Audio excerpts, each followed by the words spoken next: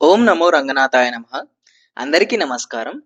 ముందుగా నా ఛానల్‌ని సబ్స్క్రైబ్ చేసుకున్న వారందరికీ ధన్యవాదాలు. మా ఈ ఛానల్ ముఖ్యోద్దేశం ఏంటి అంటే పూజలు, వ్రతాలు, దైనందిన శుభకాలాలు మరియు రామాయణం, మహాభారతం, శివపురాణం, విష్ణు పురాణం వంటి గ్రంథాలలోని లోతైన అర్థాలు మరియు దేవతల కథలు, అవతారాల వెనుక ఉన్న తాత్విక భావాలు, అసలు శాస్త్రాలు చెప్పే దేవుడి తత్వం ఏంటి, ఆచారాల వెనుక ఉన్న ఆధ్యాత్మిక రహస్యాలేంటి, ఇటువంటి ఆధ్యాత్మిక అన్వేషకుల కోసం సమాచారాన్ని అందించే నెపంతో మొదలుపెట్టబడిన ఛానల్.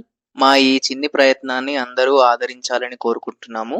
ముందుగా కొత్తగా వచ్చిన వారైతే సబ్స్క్రైబ్ చేసుకోండి. ఛానల్ అందరికీ రీచ్ అవ్వడానికి మీ ఇష్ట దైవాన్ని కమెంట్ చేయండి. ఈ రోజు మనం ఒక గొప్ప మహిమాన్వితమైన వ్రతం గురించి తెలుసుకోబోతున్నాము. ఈ వ్రతం గురించి సంపూర్ణంగా వివరంగా చెబుతాను. అదే సంకష్టహర చతుర్థి వ్రతం. ముందుగా సంకష్టహర చతుర్థి అంటే ఏమిటి తెలుసుకుందాం. ప్రతి నెలలోనూ ఈ సంకష్టహర చతుర్థి కృష్ణపక్ష చతుర్థి రోజున వస్తుంది. అంటే పౌర్ణమి వెళ్ళాక వచ్చే 4వ రోజు. ఆ రోజునే సంకష్టహర చతుర్థి అంటారు. సంకష్టం అంటే సాధారణ కష్టం కాదు, చాలా కాలంగా వెంటాడుతున్న పెద్ద కష్టం. ఆ కష్టాన్ని తొలగించేవాడు వినాయకుడు. అందుకే ఈ వ్రతానికి అంతటి మహత్వం ఉంది. ముందుగా మనం గణపతి యొక్క స్వరూపం గురించి తెలుసుకుందాం. శాస్త్ర ఆధారంగా ముద్గల పురాణంలో గణపతికి 32 స్వరూపాలున్నాయని చెబుతారు. అందులో చివరి స్వరూపమే అనగా 32వ స్వరూపమే ఈ సంకష్టహర గణపతి. ఈ రూపంలో స్వామి కుడి చేతిలో వరదహస్తము, ఎడమ చేతిలో పాయస పాత్రను ధరిస్తారు. అందుకే కృష్ణపక్ష చతుర్థి రోజున గణపతికి ప్రత్యేకమైన ప్రీతి ఉంటుంది. ఈ వ్రతాన్ని ఏ నెలలోనైనా కృష్ణపక్ష చతుర్థి రోజున మొదలు పెట్టుకోవచ్చు. కానీ ఒక నియమం ఉంది. చంద్రోదయ సమయానికి చతుర్థి తిథి ఉండాలి. అంటే క్యాలెండర్లో సాయంత్రం కూడా చతుర్థి ఉండాలి. ఇక చతుర్థి మంగళవారంతో కలిసి వస్తే దాన్నే అంగారక చతుర్థి అంటారు. ఆ రోజు మొదలు పెడితే వ్రతఫలం ఇంకా బాగుంటుంది అని శాస్త్రాలు చెబుతున్నాయి. ఇప్పుడు ఈ వ్రతం వల్ల కలిగే ఫలాల గురించి తెలుసుకుందాం. ఈ వ్రతం చేస్తే పురాణాల ప్రకారం కొత్తగా పనులు మొదలు పెట్టినప్పుడు వచ్చే ఆటంకాలు తొలగిపోతాయి, ఉద్యోగం, వ్యాపారంలో అభివృద్ధి కలుగుతుంది, నరదృష్టి ప్రభావం తగ్గుతుంది, ఆర్థిక ఇబ్బందులు తగ్గుతాయి, సంతానం, గృహవాస సమస్యలు తగ్గుతాయి, దీర్ఘకాలిక వ్యాధుల ప్రభావం తగ్గుతుంది, పిల్లల చదువులో మెరుగుదల వస్తుంది, రైతులకు పంటల సమస్యలు తగ్గుతాయి, దాంపత్య జీవితంలో సహజత్వం పెరుగుతుంది. ఈ విధంగా పురాణాలలో 13 రకాల కష్టాలు చెప్పబడ్డాయి. ఆ 13 ఏ కష్టం ఉన్నా సరే ఈ వ్రతం చేస్తే తప్పకుండా తీరుతుంది అని శాస్త్రవాక్యం. ఇప్పుడు వ్రతానికి ముందు నియమాలను తెలుసుకుందాం. ముందుగా వ్రతం రోజు ఉదయం స్నానం చేసే నీటిలో నల్ల నువ్వులు లేదా పసుపు వేసుకొని స్నానం చేయాలి. అలాగే వ్రతాన్ని చేసే ఆడవారు ఎరుపు రంగు వస్త్రాలు కానీ పసుపు రంగు వస్త్రాలు కానీ ధరించండి. ఇంటి గుమ్మానికి పసుపు రాసి కుంకుమ బొట్లు పెట్టి ఇంటి ముందు బియ్యపిండితో ముగ్గు వేయండి. మీ పూజ గదిలో ఉన్న వినాయకుడి చిత్రపటాన్ని శుభ్రంగా తుడిచి వినాయకునికి గంధం రాసి కుంకుమ బొట్టు పెట్టి ఎరుపు రంగు పూలతో అనగా మందారం పూలు అలాంటి పూలతో వినాయకుని అలంకరించండి. ఇంట్లో గణపతి ఫోటో లేని వారు పసుపు గణపతిని తయారు చేసి పూజించవచ్చు. ఎర్ర రంగు పూలతో గణపతిని పూజిస్తే ఆ బుజ్జ గణపయ్య వెంటనే కరుణిస్తాడు. వినాయకుడి పటానికి యాలకుల మాలను వేయండి. 21 యాలకులను పసుపు రంగు దారానికి గుచ్చి ఆ యాలకుల మాలను గణపతి పటానికి వేయడం ద్వారా అప్పుల బాధలనేవి తగ్గుతాయి. దీపారాధన చేసేటప్పుడు కొబ్బరి నూనెతో దీపం వెలిగించండి మరియు దీప ప్రమిదలకు పసుపు రాసి కుంకుమ బొట్టు పెట్టి 5 ఒత్తులతో దీపారాధన చేయండి. ఇక గణపతికి అత్యంత ప్రీతికరమైన వాటిల్లో గరిక కూడా ఒకటి. కాబట్టి 21 గరిక పోచలను కొని వచ్చి మీ పూజ గదిలో పెట్టుకోండి. అప్పుడు మీకు రెట్టింపు పుణ్య ఫలితం వస్తుంది. ఇప్పుడు ముఖ్యంగా చేయవలసిన పని గురించి చెప్తాను. వినాయకుడి విగ్రహం లేదా ఫోటో ముందు మనము ముడుపు కట్టాలి. ఎర్రటి వస్త్రంలో బియ్యము, తమలపాకులు, వక్కలు, దక్షిణ పెట్టి ముడిపెట్టి మీ కోరికను మనసులో చెప్పుకోవాలి. అనగా 2 తమలపాకులు, 3 గుప్పిళ్ళ బియ్యము, 2 వక్కలు, 2 ఎండు ఖర్జూరాలు, 11 రూపాయి బిళ్ళలు, వీటన్నిటిని ఎర్రటి వస్త్రంలో కట్టి ఈ ముడుపుకు 3 ముళ్ళు వేయాలి.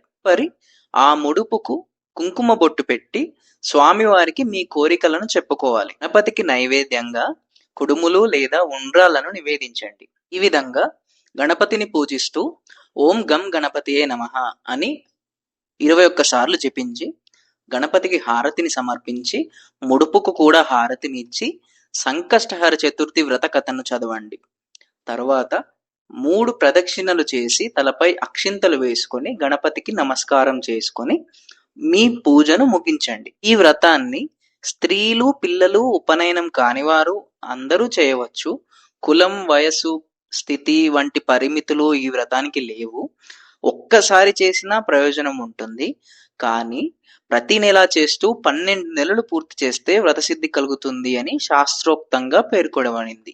సంతానం కోసం ఎదురు చూసే దంపతులు గణపతికి కుడుములతో పాటు దానిమ్మ పండ్లను నివేదించండి.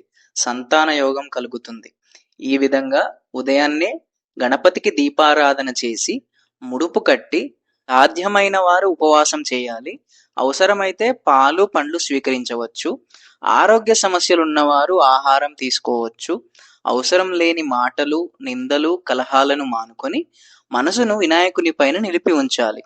సూర్యాస్తమయం తర్వాత మరలా తలస్నానం చేసి దీపారాధన చేసి ఉదయం కట్టిన ముడుపును తీయాలి. మీ కోరికలను మరొకసారి గణపతికి చెప్పుకొని ముడుపును తీయండి. ఈ ముడుపులో ఉన్న బియ్యంతో పరమాన్నాన్ని తయారు చేసి గణపతికి నివేదించండి. అలాగే ముడుపులో ఉన్న తాంబూలం, వక్కలను తీసి ప్రసాదంగా స్వీకరించండి. అలాగే దక్షిణగా పెట్టిన 11 రూపాయలను మీరు భద్రపరుచుకోండి. స్వామివారికి నివేదించిన ప్రసాదాన్ని స్వీకరించండి. ఈ రోజు ముఖ్యంగా చంద్ర దర్శనం అనేది తప్పనిసరి. చంద్రుణ్ణి చూసిన తర్వాత మాత్రమే ఉపవాసాన్ని విరమించాలి.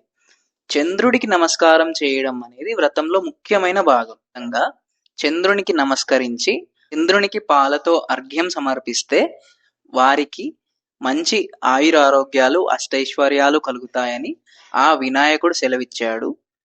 అలా కుటుంబ సౌఖ్యం కొరకు మరియు పిల్లల భవిష్యత్తు కొరకు చంద్రునికి అర్ఘ్యం సమర్పించండి. ఈ విధంగా సంకష్టహర చతుర్థి రోజున ఉదయం గణపతిని పూజించి సాయంత్రం ఆ ముడుపును ఇప్పి గణపతికి పరమాన్నాన్ని నివేదించిన తర్వాత నమస్కారం చేసుకుంటే చాలు. ఇది అత్యంత శక్తివంతమైన, సులభమైన వ్రతము.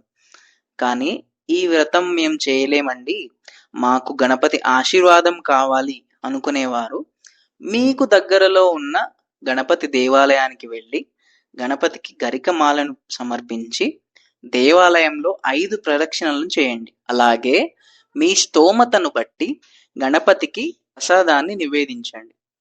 ఇలా చేస్తే ఆ గణపతి యొక్క ఆశీర్వాదం, చల్లని చూపులు మీపై ఎల్లప్పుడూ ఉంటాయి. మీ పనుల్లో అడ్డంకులు లేకుండా విజయం సాధించాలి అనుకున్నా, వివాహం ఆలస్యం అవుతుంది అనుకున్నవారు 21 పసుపు కొమ్ములను దారానికి కట్టి గణపతి పటానికి వేస్తే ఖచ్చితంగా రాజయోగం కలుగుతుంది. ఇక మీ మనసులో ఏదైనా కోరిక ఉంటే ఆ కోరికను తీర్చుకోవాలంటే గోవుకు ఆహారం తినిపించి నమస్కరించండి. గోమాతకు ఆహారం తినిపిస్తే ఎంతటి కోరిక అయినా సరే నెరవేరుతుంది. ముఖ్యమైన గమనిక ఏంటి అంటే ఈ వ్రతాన్ని అందరూ సంకష్ట చతుర్థి అని పిలుస్తున్నారు. కానీ అసలు ఇది సంకష్ట చతుర్థి కాదు, సంకష్టహర చతుర్థి. అదే శాస్త్రోక్తమైన నామము. కష్టాలను తొలగించే వ్రతము కాబట్టి సంకష్టహర చతుర్థి అని అర్థం.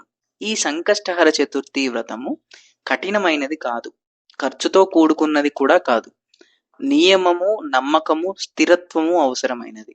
శాస్త్రాలు చెప్పిన విధంగా ఆచరిస్తే ఈ వ్రతం ద్వారా కష్టాలు తొలగి జీవితంలో స్థిరత్వం కలుగుతుంది అని పేర్కొనబడింది. మీకు ఈ వ్రతానికి సంబంధించి ఏమైనా సందేహాలు ఉంటే మీ ప్రశ్నలను కామెంట్‌లో చెప్పండి. మేము మీకు చెప్పిన ఈ విధానాలు నచ్చుతున్నట్లయితే మా ఛానల్‌ను సబ్స్క్రైబ్ చేసుకోండి. ఈ వీడియోని లైక్ చేయండి. తెలిసిన వాళ్ళకు షేర్ చేయండి. దాని ద్వారా మన విధానాలు అనేవి అందరికీ తెలుస్తాయి. హిందూ ధర్మం గురించి అందరికీ తెలుస్తుంది. ఓం గం గణపతయే నమః. సెలవు.